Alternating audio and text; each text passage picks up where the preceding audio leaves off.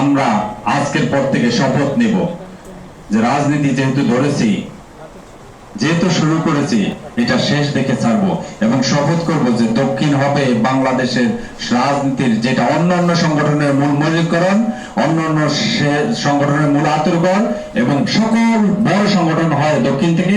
আজকে আপনারা শপথ করবেন আপনাদের বিজেপিরও সবথেকে বড় সংগঠন হবে ঢাকা মহানগর দক্ষিণ, ইনশাআল্লাহ।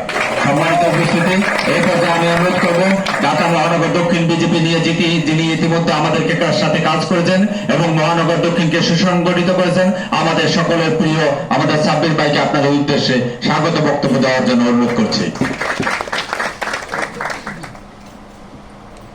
আসসালামু আলাইকুম। হিংসা নয় সম্প্রীতি বাস্তবায়নের রাজনীতি, হিংসা নয় সম্প্রীতি বিজেপির রাজনীতি। আজকে ঢাকা মহানগর দক্ষিণের জন্য অত্যন্ত আনন্দের একটি দিন।